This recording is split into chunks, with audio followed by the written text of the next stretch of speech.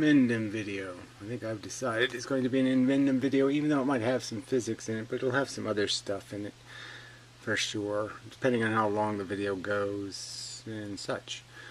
So Piro, idiot, not a nice person.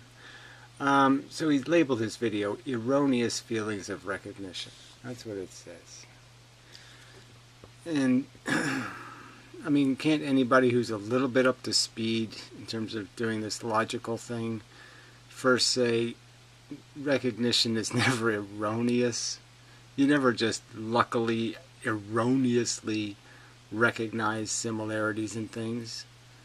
I mean, it's always based on some other connected memory. It's not like I erroneously recognize the similarity between Mars and the 15th planet orbiting some sun in the, Bing Bong galaxy.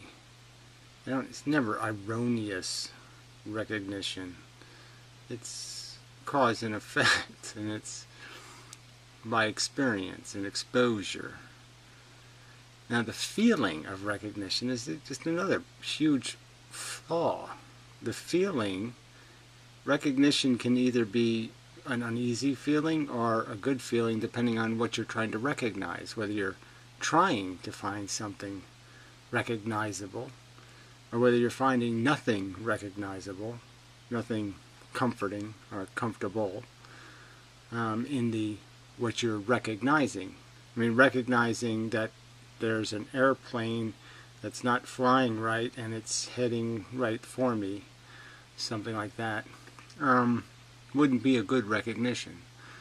And the feeling would be one of fear and dread and apprehension and all that, because I'm recognizing a threat. The feeling is irrelevant. Again, feelings are just a byproduct of the fact that we're motivated organisms, and the agenda naturally is some sort of preservation incentive, and many of our feelings are based on that self-interest. But that doesn't have anything to do with having a conversation about the meaning of a living thing, being an intelligent organism on planet Earth. It just isn't meaningful beyond recognizing that we have the problem of being sentient and the problem of being naturally selfish, and that those are really problems. They're not solutions. They're not going to help you do logic. They're not going to help you find the truth. They're going to get in your way more than they're going to ever be an asset. So they should be irrelevant to a conversation about meaning. I even did a video, the best part of living. Who cares? Everybody has a different definition of the best part of living. Should we go ask everybody what their favorite thing about living is? Their favorite feeling? I mean, I might have said it was like after work, in the days when I actually are in the periods of time when I do have employment. And so you spent the last 15 hours, painting walls and doing this and doing, and you have that sort of satisfying feeling when it's done, of a job well done. That's a nice feeling. Now, is that relevant in any way to any conversation that anybody should pay any attention to? Or is that just, some sort of play? Yuck. Useless. Mush. So anyway, on to the video. I've only watched a minute or so, and he starts with something and then he gets to this, his non-defense to the accusation that science leaped too far off too short an evidence board and has now caught itself in a weak, mushy quicksand of bad premises, short-sighted, hard conclusions that it's not going to get itself out of until it figures out that it needs to hit the reboot button, start over. I Open it now. So, by pointing out that there's these analytic emotions. Okay, again, it's just a silly thing, a premise, right? So we'll disagree right away. Analytic emotion. They're all consequential emotions. And if they have any analyticness, if there's anything to analyze about them, it's about whether or not they're grounded in something sensible. Like the fact that I can watch somebody else have cancer, I can understand the process and say, that looks like not a good time, and I wouldn't want to have that bad time. I can have an emotional reaction, fear. And when I see it happen to somebody else, I can empathize in the sense I can feel their pain to some extent and find it worrisome that they must endure that trouble. Again, there's nothing intelligent or useful in the emotions. Recognizing that we have them is being intelligent, and it's very useful. But using them as part of anything, doing any analysis, is a huge mistake. It's evolved in the analytic processes of identification and comparison, the things we use in our logical process. Yeah. So again, the things we use, no, what your brain does, and what your brain does is make associations. And those associations are, as I argue, are generally speaking reliable, in the sense that our brains function properly. We see trees the way trees really are, in probably all respects, because there's no point. Misinformation isn't helpful. Getting it wrong isn't helpful. The problem is that when we identify bad happening, we have a subjective bias that makes us capable of not appreciating bad when it's not happening to us, because we're selfish, or to our family, or to our kind. And that's not a good thing. That's in conflict and antagonistic to being intelligent and reasonable. I'm not saying that to try to point out that your emotions are reliable. I'm just saying you're responsible for how you title your videos and for their tone. And there was every implication of your video that you're making some counter argument to some idea that these are just emotions are just a byproduct. They're not part of the useful conversation about what something really is. No, your emotions require a lot of double checking. Why should they require anything? Why should they be relevant? My emotional reaction is not relevant. Understanding the concept of bad, in the sense of suffering is bad, that's perfectly rational. That's a rational declaration of a quality that a state of being can have. There's no need to have an emotion about it. They're not automatically reliable in cool-headed Vulcan. They're not useful is the point. There's no point in having philosophy based on how do I feel about that idea? How do I feel about it? No, there's no point in asking that question. How you feel about it is pointless and useless. It's what you can argue as evidence that's useful. Like intellectual processes. And the only reason to pretend... Well, I'm just saying, intellectual processes are the only processes that have any legitimacy in having a conversation about the actual reality. Not the reality you're feeling, the reality that is. That your emotional systems aren't involved with your reasoning is so you... They're not involved in any constructive way. All they'll do is make you a bigot, an egotist, a self-interested, a kind interested. So it just creates the nepotism and the racism and all the other crap that's totally useless in having a conversation about what's actually happening to sentient brains.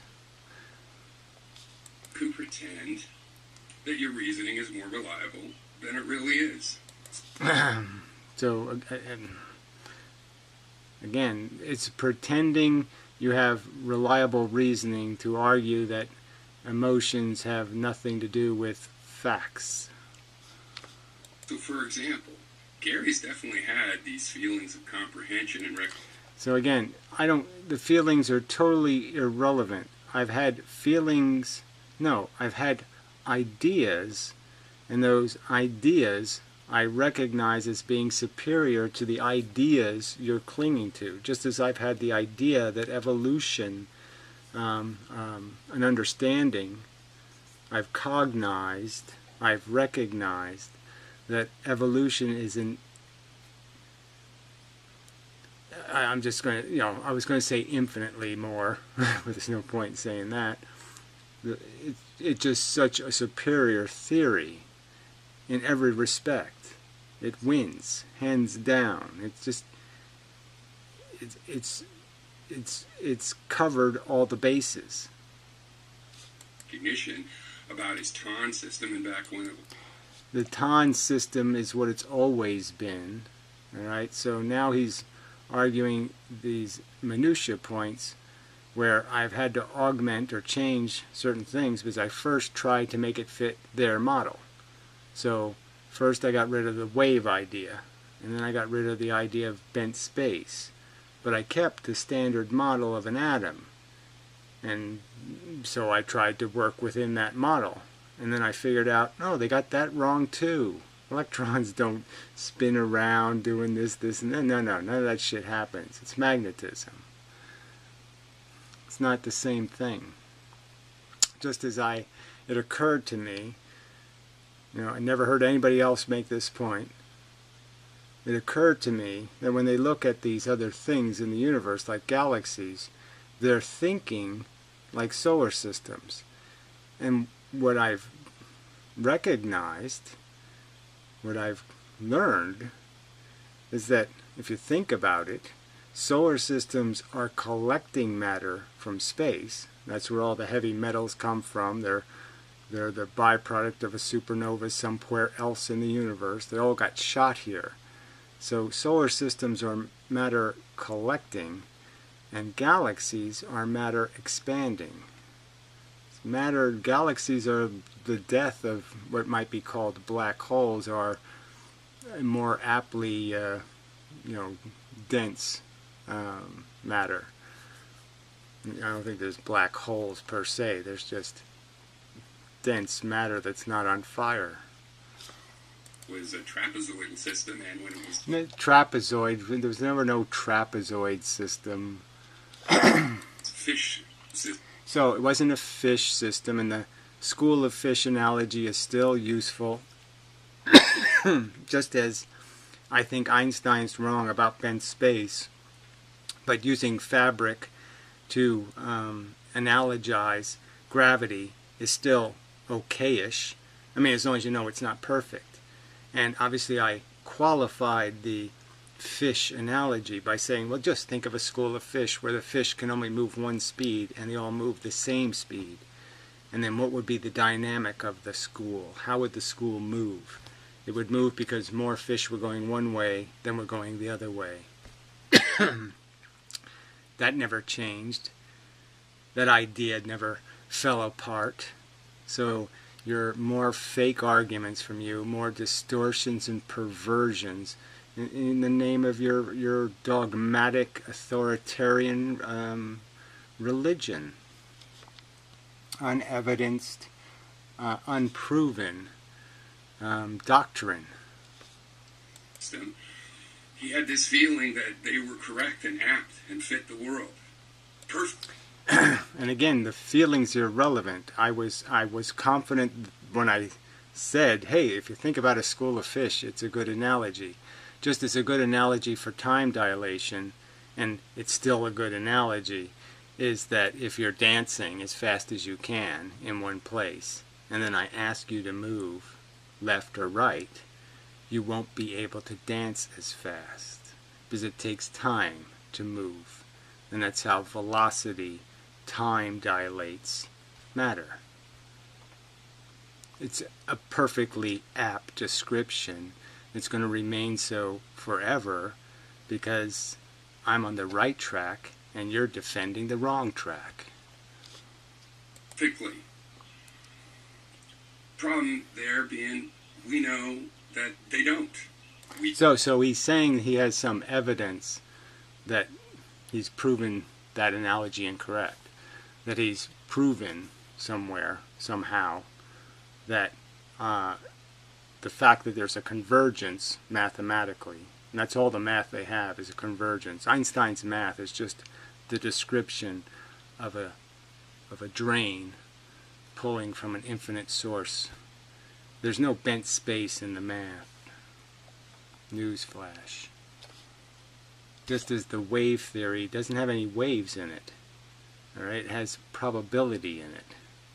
It's a theory about the fact that things can go in, say, these things can go in 5 directions. My fingers. They can point 5 ways.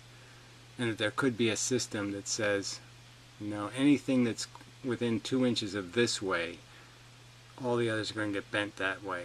And it has to be off this far not to get pulled in. That there can't be any other mechanisms in nature that create probabilities. And there's lots of them. Those of us that can see that it violates things we already know. Right, so where's the evidence of that? There's no such fact. So just lie about something you haven't proved. It violates no such thing that you already know. Show me the fact. It's the experimental fact it's in conflict with. Show it to me, liar. Because it doesn't exist. Every piece of your math, again, as I've pointed out in the Susskind videos on the Draft Science channel, has absolutely nothing to do with reality. They're like the underwear gnomes. Okay, they first steal underwear. Second, third, make a lot of money. And physics is doing the same thing. They're saying, events happen,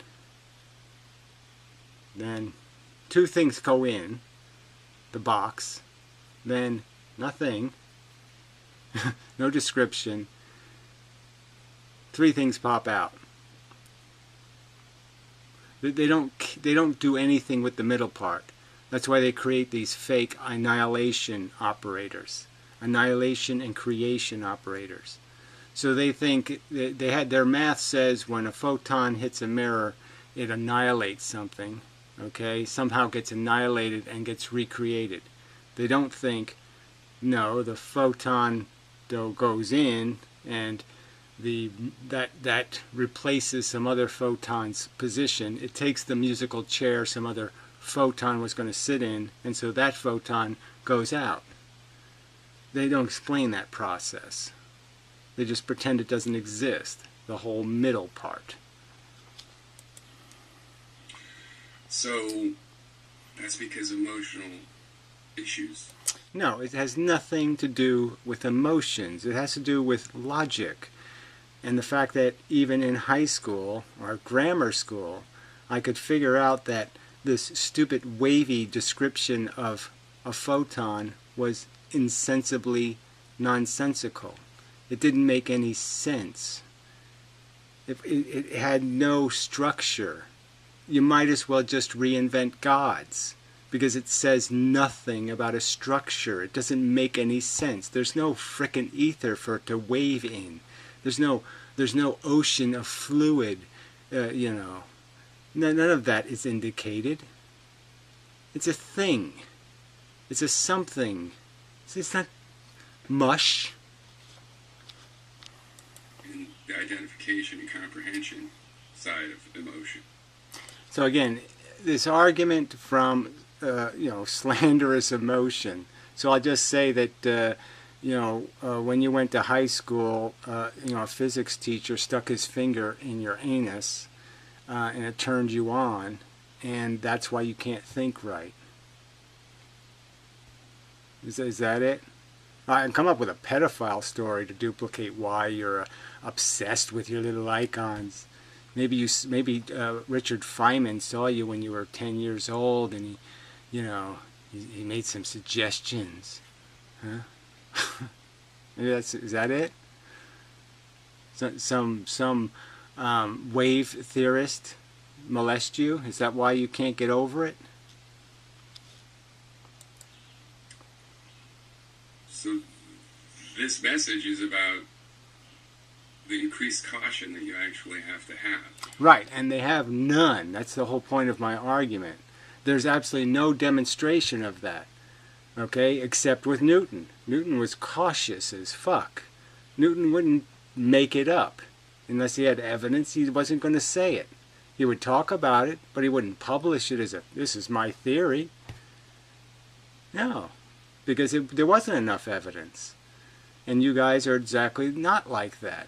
You're labeling things like it's, you can't say Franklin was guilty of too much because he had to call it something. He had to identify them one way or the other. One had to be black, one had to be white, one had to be plus, one had to be minus, and he guessed wrong. But you never even fixed it. You haven't even fixed all these different ways of measuring energy. 17 different, Celsius, Fahrenheit, Kelvin, calorie, goes on and on and on. You haven't fixed any of this. Because you're just glued to your traditions. You're the ones with the emotional problems. You just can't let go of your traditions. And instead of pretending that you have some emotion-free process, realizing that you... Again, no one's saying I'm emotion-free. The argument is it has nothing to do with the process. It's not an emotion that made me think there's got to be a better answer than bent space, right? The nothing tells the something what to do. You think this is a good enough answer? And this is how you're going to explain a convergence? That is, stuff is moving from one place to another because some nothing energy is pushing it. Some energy you don't have to account for is pulling it, by your definition. A pull force made out of nothing. Some field of pullingness. And that's good enough for you? Well, it's not good enough for me. It's a crappy answer.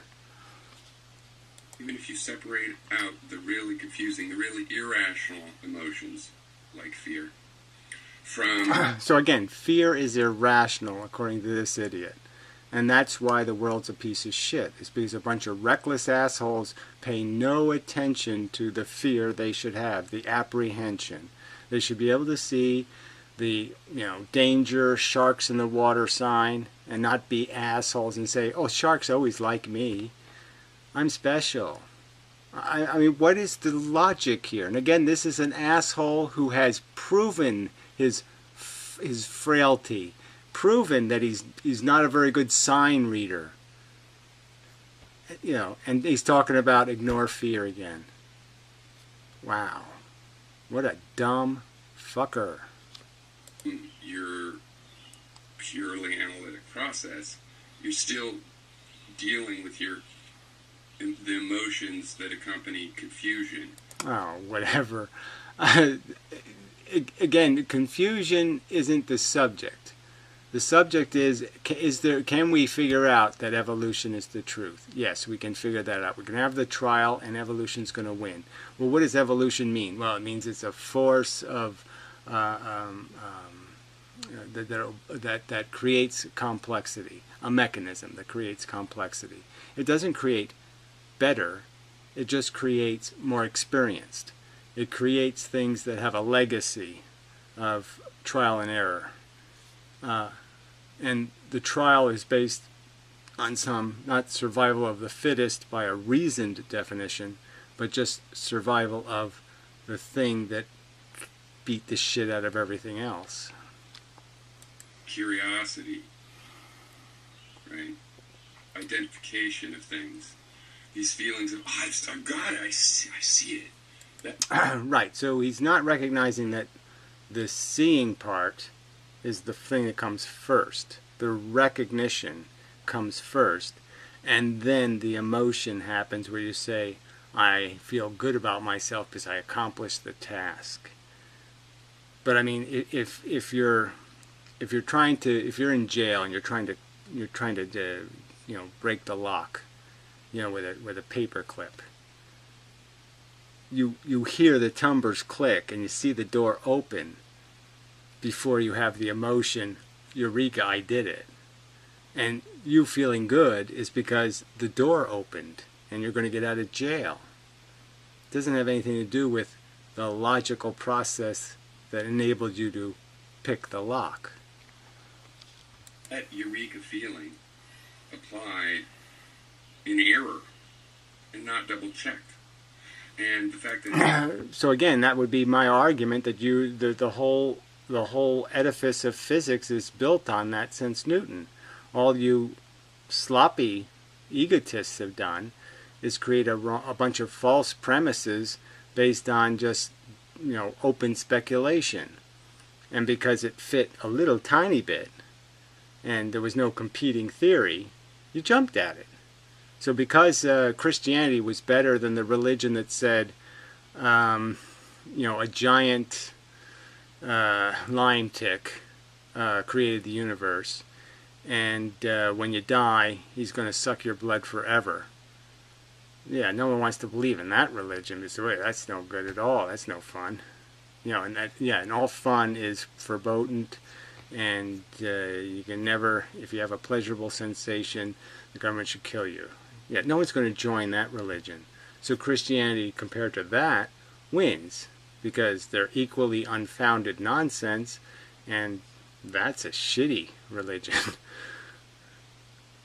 But that's how science did it.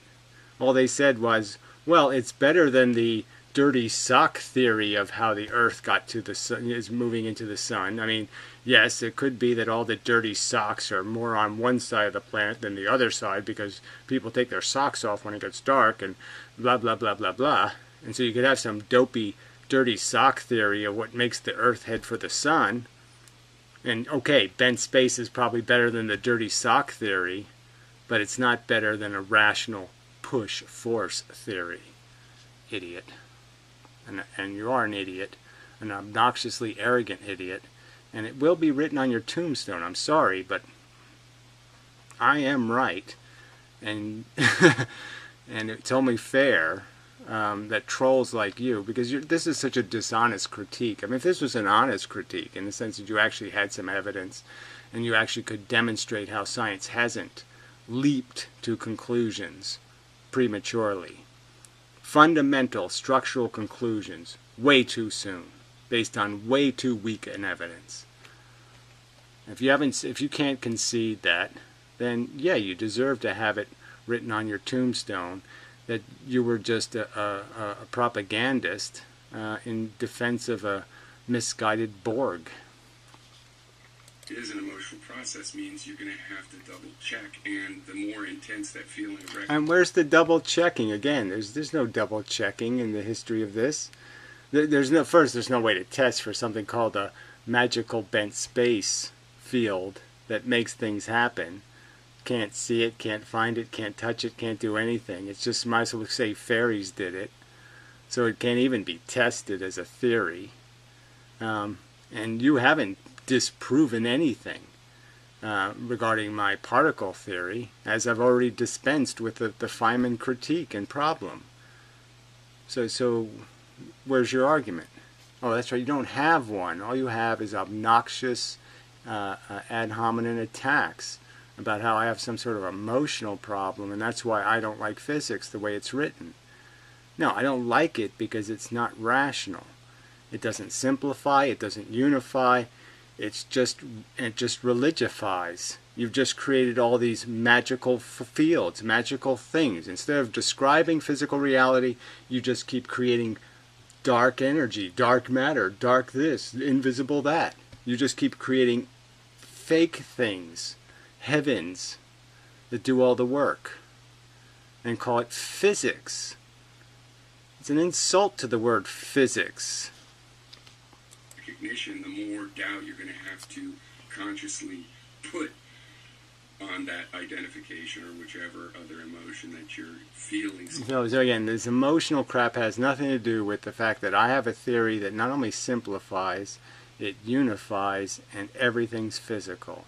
No magic bits whatsoever. So confident about.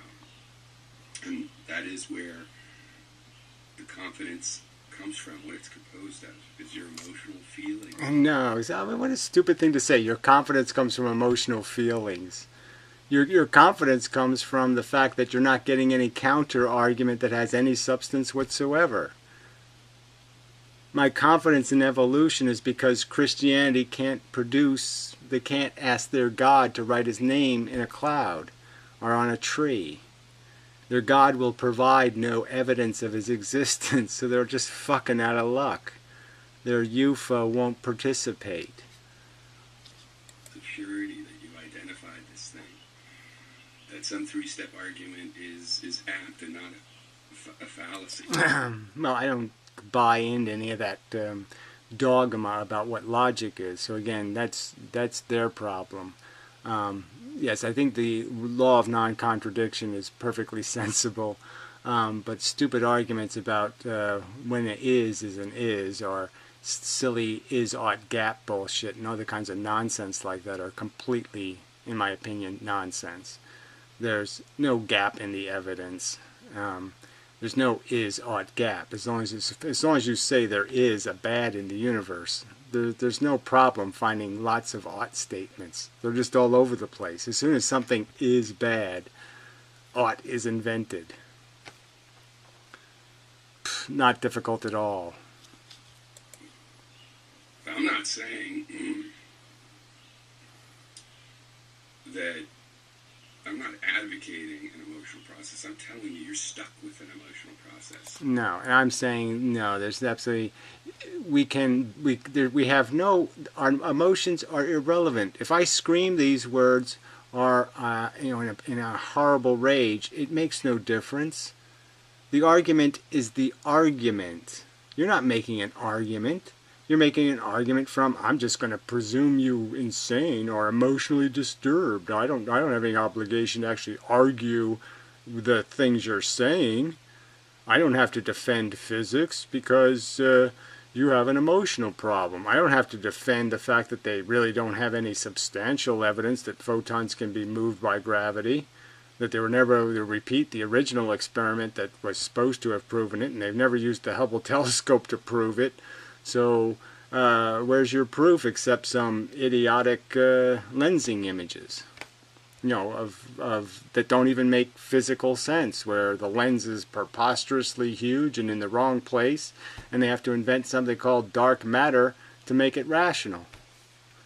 They have to invent another fairy to fix it. And you say that's good science. I say that's rubbish science. If Newton was alive, he'd be saying, what the fuck? You people don't know you don't know what you're doing. No wonder you fucked everything up. You just keep jumping to conclusions. So somebody tells you a silly story and you believe it. In order to be good at it, you have to be good at your emotional logic. So again, emotional logic, what would that be? What's emotional logic? What? Why would anybody even put those two words next to each other? Oxymoron, right there. A non sequitur. You can't shove those two words together.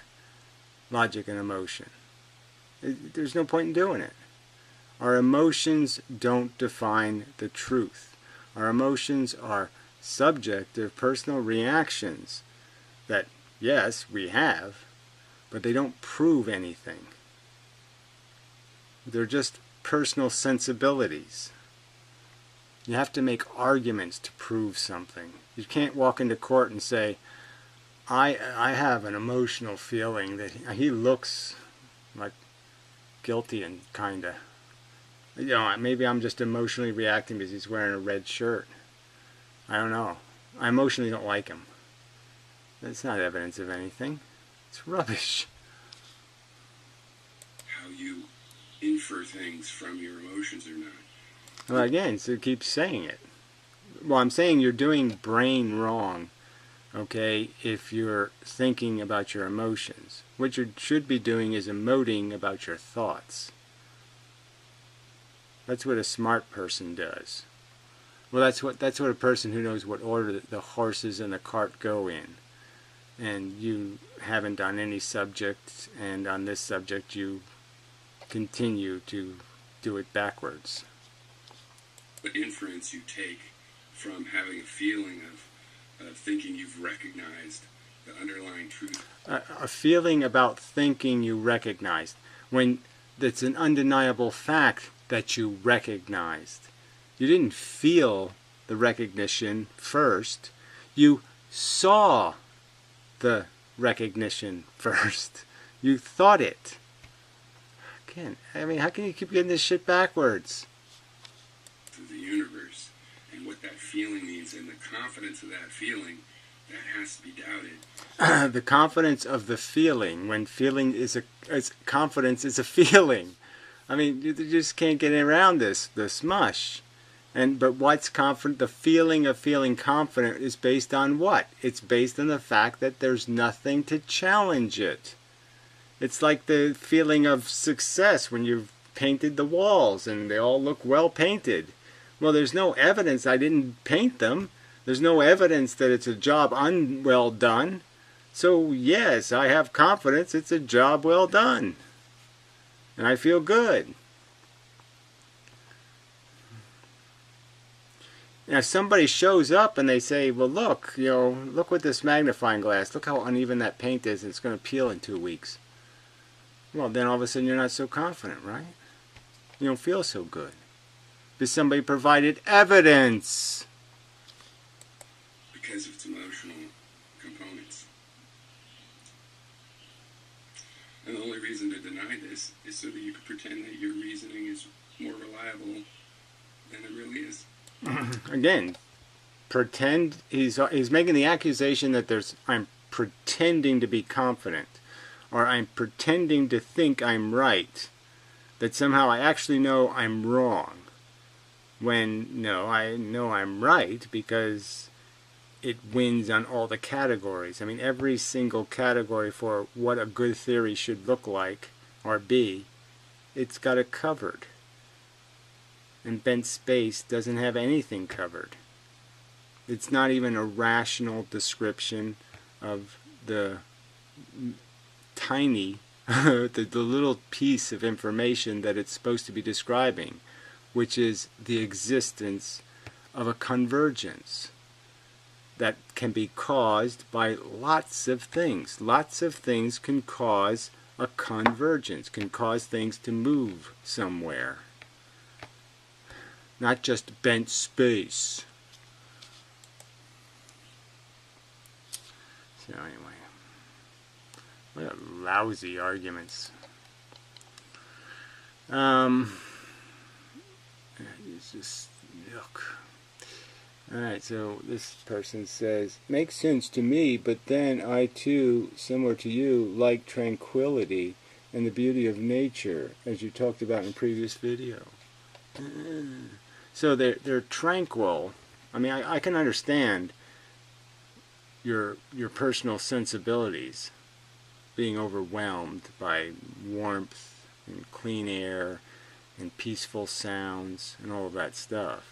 But to be tranquil with the idea of nature, to appreciate its beauty, yeah, I can see that. It's like sex or anything else. I can see you falling into it. But to say that somehow it's all brilliant would be idiotic. To not appreciate how gamed we are by the mechanism and how cruel it is. This whole idea of beauty. That something has to be beautiful. Or you can't see it. Or you can't value it. It has to be beautiful to you. It has to be painted your favorite color. And not to be able to have contempt for that. Because you're so distracted by finding your little happy moments. Yeah, that sucks. Alright, let's see how much time I have. Okay, just a little bit, probably enough for me to finish this other subject I wanted to hit on, because it's related to this nature thing. So there was a couple of things I brought up when I was in that room, and then after I left, they talked about pets, and it was rather annoying. Because that Tranquil guy, he used to be Tranquil, that I've been arguing with for years, French guy. He was making all these justifications for preserving the life of animals, and it just doesn't make any sense. I mean, Benatar's book was Better Never to Have Been. I mean, even his Zofti guy, I don't think would sit there and say there's any point in thinking animals are better off being, that subjecting them to the risk of their eventual death and the method of their eventual death, or multiple diseases again. I think it's Zofti who said, it's one of those guys, maybe it's the other guy, blessed are the people who die of their first fatal disease or something. But, this is an argument I have made. But it's just such bullshit. I mean, this idea of cutting, forcing an animal into surgery, cutting its nuts off, giving it some sort of, whatever it is, servant life, being a whatever the word is for those nutless people. Why can I never? It seems an easy one. Drone isn't the right word, but anyway. And then deterioration and death. I mean, there's one of the cats I feed. I mean, I'm not going to, yeah. I mean, emotionally, there's nothing fun about the idea of killing something. But the idea that you're doing it some sort of favor by doing a surgery on it, like that is, you put it to sleep essentially, and then you wake it up again. Well, there's no point in waking it up again. No point at all in stressing it. It's better not to have been. Once it's asleep, a pet doesn't have some agenda. There's not, there's no narrative. It doesn't have a wife and kids to take care of. It's not going to, doesn't need to go to work to pay its mortgage. No one's going to have to clean up its house. I mean, it's just nonsense. It has nothing to do here, okay, but risk being tortured. So waking it up, cutting its nuts off and then waking it up without nuts, okay, you're not doing it a favor. And it's no better than making the organism. It's no better than being Dr. Frankenstein and creating it. So Tranquil isn't an antinatalist, because every time you put an animal to sleep, in the sense that you anesthetize it for some purpose, why the fuck would you wake it up? Why would you force it back into the world and then throw it back into the wild, throw it back on the streets without its nuts? And you're doing it a favor? That's an act of kindness? I mean, one of the feral cats I got here is getting horribly old, because I take care of it, so it's gotten older than it should be. All right, so yeah, I prevented it from dying one of its earlier 9 lives of death. But it's going blind. There's nothing beautiful in this nonsense. You're not doing any favors. Once it's asleep, leave the sleeping lie. I mean, I think of it, says Piro and his clouds. I wonder if the little animals look up at the clouds, see if they can find their testicles up there somewhere. Is there a cloud that looks like my missing nuts? And then on females, it's even a worse surgery. I mean, it's got to be quite painful either way, but I'm sure the recovery for the females is a lot worse. Why do you have a right to impose that on them? I'm going to tell you it's for your own good. You're going to enjoy it. It's worth it. I don't know how much painkiller to give you. You're a cat. How the fuck do I know what you're feeling? And then just think about the stress they're imposing on feral animals by capturing them in the first place. I mean, the trauma must be intense. For what? And then to throw them back on the street. I mean, what a fucking pile of shit. I just don't get you people. I don't know if there's anything else I have to say on that, but just one of those, just really bugs me when people do this bullshit. I'm an anti-natalist, except, you know, they have all these conditions where they somehow think living makes sense. It never really makes sense. It's never really a good idea. Like I said, unless you got some indication that the person is going to cure cancer or do something, you know, get a right to die law passed or something, you're just subjecting them to unnecessary risk. So if they're unconscious, don't make them conscious. Duh. Fuck. I mean, you're not an anti-natalist if you think the sleeping should ever be woken up. Just a fact.